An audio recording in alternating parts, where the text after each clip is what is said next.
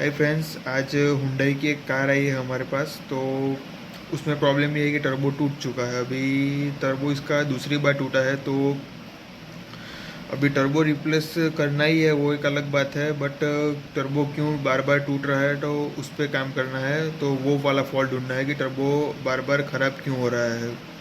ठीक है, तो ढूंढते हैं और उस पर काम करते हैं और देखते हैं क्या फ़ॉल्ट मिलता है हमें। तो चलते हैं वर्कशॉप पे। ये हमारी गाड़ी है और ये इनलेट का जो टर्बो का हाउसिंग है वो मैंने खोल दिया है। अभी गाड़ी को चालू करके देखते हैं कि वो अंदर घूम रहा है या नहीं घूम रहा है।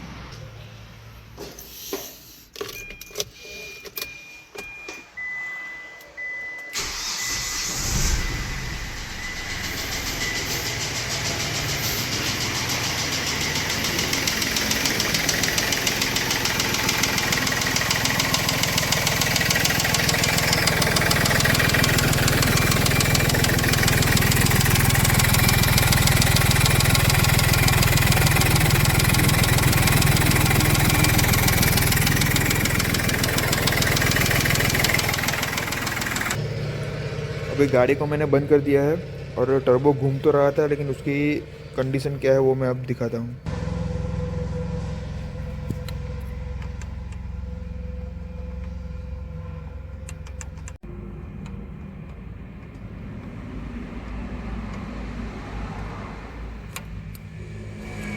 ये टर्बो की कंडीशन थी जो अभी आपने देखी।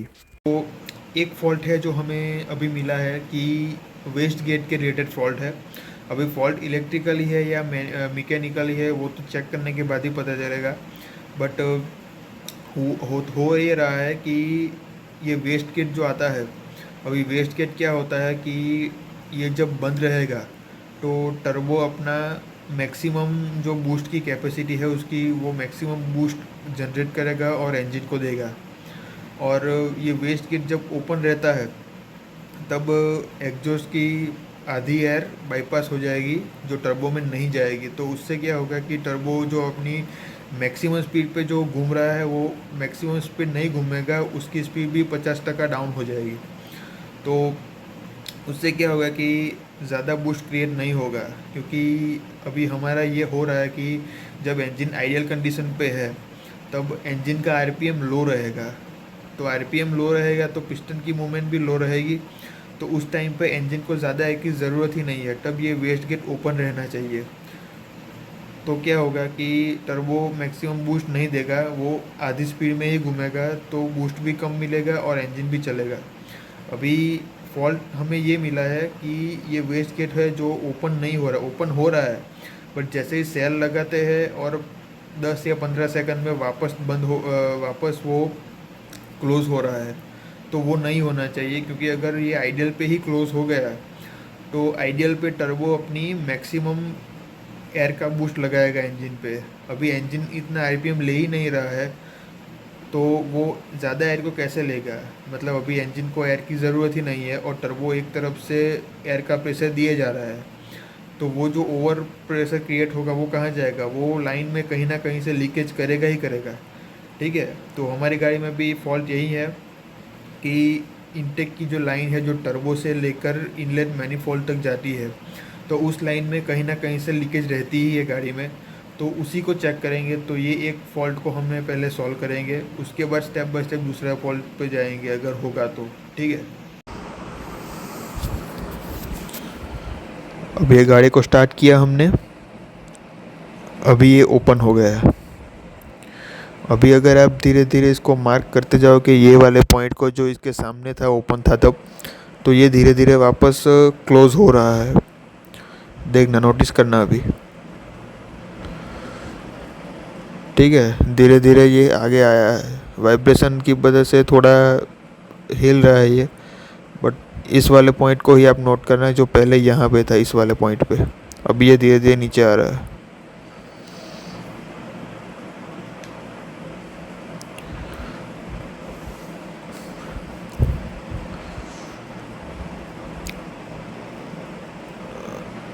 अभी ये टोटली क्लोज हो गया है वापस।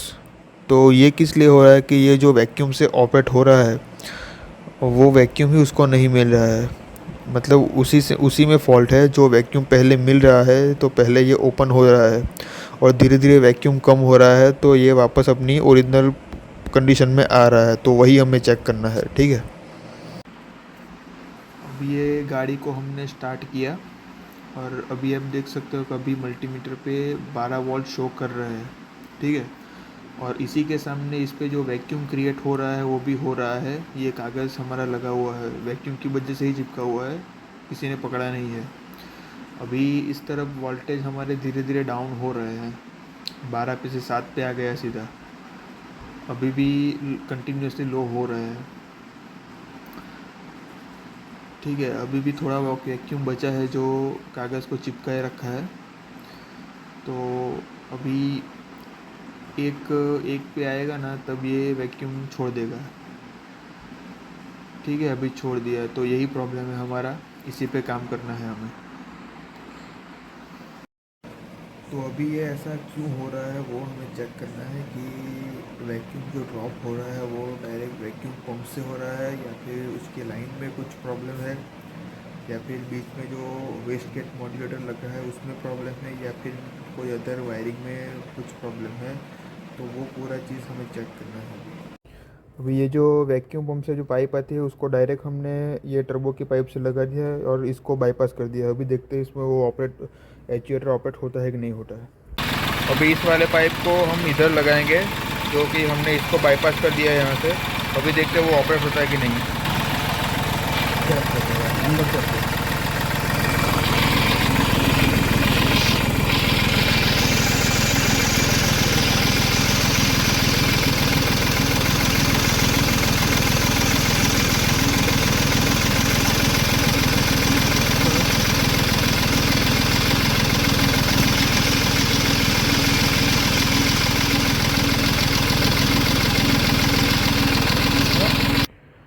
अब ये बाईपास करने के पास ये पूरा ऑपरेट हो रहा है, तो इसमें प्रॉब्लम हो सकता है। तो इसको हम एक बार बदल के देखते हैं कि क्या कंडीशन रहती है। अभी ये हमने नया लगा दिया है, बाहर से ही लगाया है, इसको पूरी तरह का बाईपास कर दिया है और इसका सॉकेट भी ये नए वाले में लगा दिया है। अभी देखते हैं क्या कंडीशन रहती है। और ये भी लगा हुआ है। ठीक है, चालू कर दो फिर से सेट।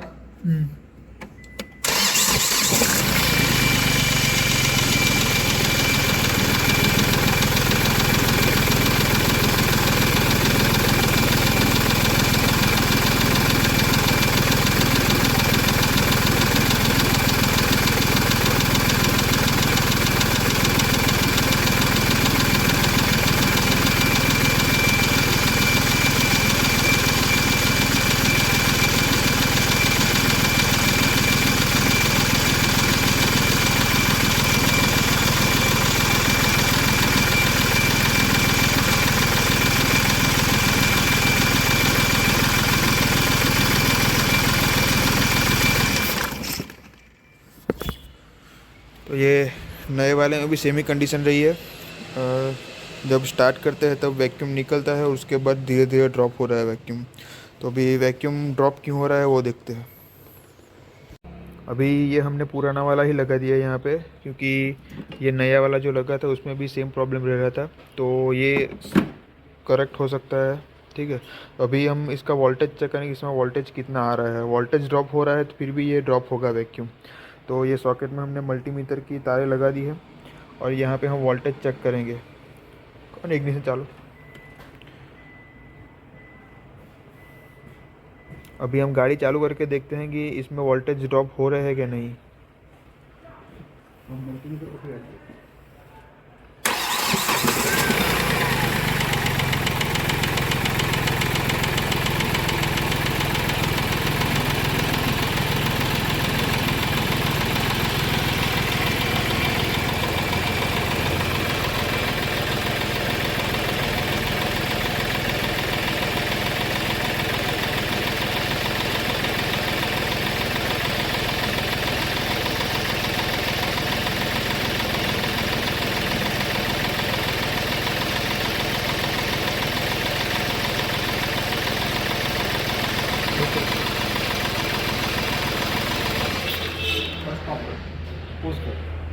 अभी हमने पूरा ये वोल्टेज चेक है तो वोल्टेज कहीं ना कहीं से ड्रॉप हो रहे हैं इसके। तो अभी इसका हमें वायरिंग चेक करना रहेगा। ये बैटरी से लेकर जो यहाँ तक आता है, यहाँ से जो ग्राउंड मिलता है, तो वो पूरी वायरिंग डायग्राम चेक करने चलेंगे और पता लगेंगे कहाँ से वोल्टेज ड्रॉप हो रहे हैं। अभी इसका वायरिंग डायग्राम हम देख रहे हैं। तो ये जो यहाँ पे वेस्ट गेट वैक्यूम मॉड्यूलेटर है, तो ये हमारा ये है वेस्ट गेट वाला। तो उसमें 2 तार लगी है, 2 वायर का ये मॉड्यूल है। तो एक वायर यहाँ पे हमारा ECM में आता है, ये देख रहे हो ECM। तो ECM में 88 नंबर की पिन पे है, और इसका जो पॉजिटिव रहेगा वो मेन रिले में रहेगा फ्यूज़ बॉक्स में, और वहाँ से उसको पॉजिटिव मिलता है। तो हमें पहले ये वाला जो पॉजिटिव उसको मिलता है यहाँ से, तो ये वाली पूरी लाइन चेक करनी है। आफ्टर डैट इस वेस्ट गेट मॉड्यूलेटर से ECM तक की पूरी वायरिंग चेक करनी है। तो हमें पता चलेगा कि इस वायरिंग में कहाँ से ओपन है, और अगर वो उसमें नहीं है तो वह यहाँ पे इसमें होगा ओपन, और अगर ये दोनों में नहीं है ओपन तो इसके ECM में फॉल्ट है। अभी इसके पॉजिटिव टर्मिनल है, वहाँ पे हमने ये मल्टीमीटर लगा दिया है, और इसका नेगेटिव ये बैटरी के नेगेटिव के साथ डायरेक्ट टच किया है। तो हमने इसमें जो पॉजिटिव वाली जो लाइन है हमारी, उसको ट्रैक कर रहे हैं हम पहले। तो अभी उसका इग्निशन चालू करके देखते हैं पहले। तो ये इग्निशन हमने ऑन किया है, तो इस पर 11 वोल्टेज दिखा रहा है। ठीक है, ये क्यों दिखा रहा है? गाड़ी अभी बंद है हमारी। अभी गाड़ी चालू करके देखते हैं कि इस वोल्टेज में कुछ डिस्टर्बेंस आता है कि नहीं आता। अभी गाड़ी चालू करके देखते हैं।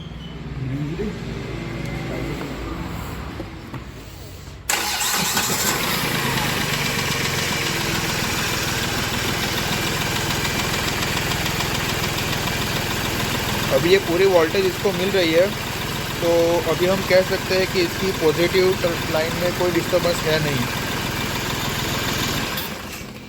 तो वापस बंद कर दी है गाड़ी हमने। अभी वोल्टेज थोड़े ड्रॉप होंगे, गाड़ी बंद कर दी है। तो हमारी पॉजिटिव लाइन ओके है।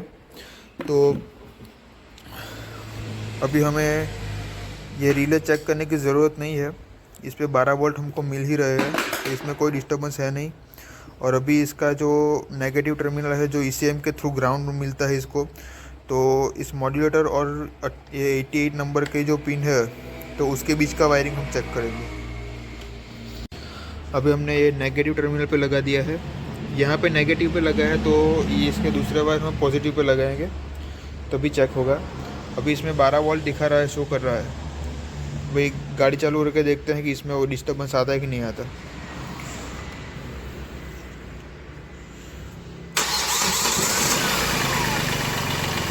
ठीक है,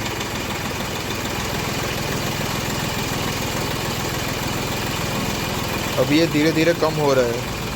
10 9 हुए, तो 8 हुए। तो अभी देख सकते हो इसकी नेगेटिव वायरिंग जो है, जो ECM के थ्रू जाती है, उसमें डिस्टर्बेंस है, क्योंकि गाड़ी चालू है फिर भी ये वोल्टेज ड्रॉप कर रहे हो। हालांकि ये नहीं होना चाहिए। अगर ये वोल्टेज ड्रॉप होगा तो वहाँ से वैक्यूम भी ड्रॉप होगा इसके थ्रू, तो ये नहीं होना चाहिए। तो अभी ये डिस्टर्बेंस कहाँ पे है वो देखते हैं। अभी हमारा ये नेगेटिव लाइन में डिस्टर्बेंस आ रहा है, तो अभी हम यहाँ से लेकर ECM तक की वायरिंग चेक करेंगे कि वो वायरिंग कहीं से ब्रेक नहीं हुई है। अगर वो ब्रेक नहीं हुई है तो हम सीधा कह सकते हैं कि ECM में प्रॉब्लम है, वहीं से वोल्टेज ड्रॉप हो रहा है। तो हमने इस पर नेगेटिव पे लगा दिया है, और वहाँ तक की हमने वायरिंग चेक करनी है, यहाँ तक की। तो अभी हमें 2 चीज़ देखनी है यहाँ पे। एक तो ये जो वायर है यहाँ से यहाँ तक आता है, उसका कलर कोड क्या है, तो ये भी इस पर लिखा है। ये BR मतलब ब्राउन, और O मतलब ऑरेंज, ब्राउन और ऑरेंज नंबर। तो यहाँ पे तो हमें दिख ही रहा है ये वायर ब्राउन और ऑरेंज का है। ठीक है, ये वाला जो वायर नीचे ऑरेंज कलर का दिखा है वो। और 88 नंबर की पिन तक हमें ट्रैक करना है, तो वो कहाँ से दिखेगी वो भी बताता हूँ। तो अभी ये सॉकेट हमने हटाया है, और यहाँ पे आप देख सकते हो ये पहली लाइन जो है, तो यहाँ पे कोने में एक नंबर लिखा है यहाँ पे। ये 24 है, तो ये पहली लाइन 24 तक आती है और दूसरी लाइन जो है वो 25 से यहाँ से चालू होती है। तो ये 25 से चालू होकर यहाँ पे 48 नंबर तक पिन है। 48 और 49 से यहाँ से चालू होगी और वो होती है 72 तक, और 73 से यहाँ से जो लास्ट लाइन है और वो 96 तक रहती है। तो अभी इसमें हम 88 नंबर की पिन को ट्रैक करना है, तो सीधा काउंट ही कर लेंगे। यहाँ से 10 पिन, मतलब 10 पिन को माइनस कर देंगे तो 86 तक आएगी, और उसमें से 2 पिन ऐड करके 88 पिन को ट्रैक कर लेंगे। और ये जो कलर कोड है, जो यहाँ पे जो वायर का कलर है, तो इस सॉकेट पे भी 88 नंबर पे वही वायर होगा। तो देखते हैं कौन सा है। 88 पे हमारे ये वाला वायर लगा है, ठीक है, और वही वायर हमारा यहाँ तक आता है, ये जो नीचे जो पिन लगी है ना। और अभी हमने इसको कंटिन्यूटी पे सेट किया है, तो अभी इसको मल्टीमीटर को इसी वायर के साथ लगा के देखते हैं। तो अभी इसमें हम डाल रहे हैं मल्टीमीटर की तार, ठीक है। तो ये कंटिन्यूटी हमें मिल रही है, मतलब ये यहाँ से यहाँ तक का एक ही तार है, 0.07, मतलब ये पूरा तार ओके है।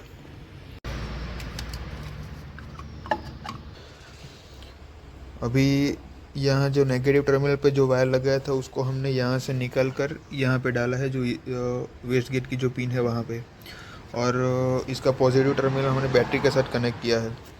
तो अभी इसको हमने कुछ नहीं किया है, तो अभी जब गाड़ी चालू करेंगे तो ये वोल्टेज भी ड्रॉप होना चाहिए जो यहाँ से हो रहा है।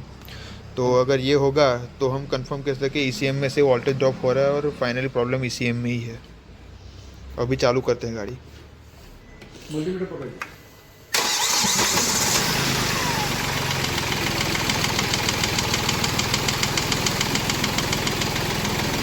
तो अभी ये वोल्टेज ड्रॉप होना चालू हो गया है यहाँ से भी, जो हमने पहले भी दिखाया है, ठीक है। तो ये डायरेक्ट ECM से भी वोल्टेज ड्रॉप हो रहा है।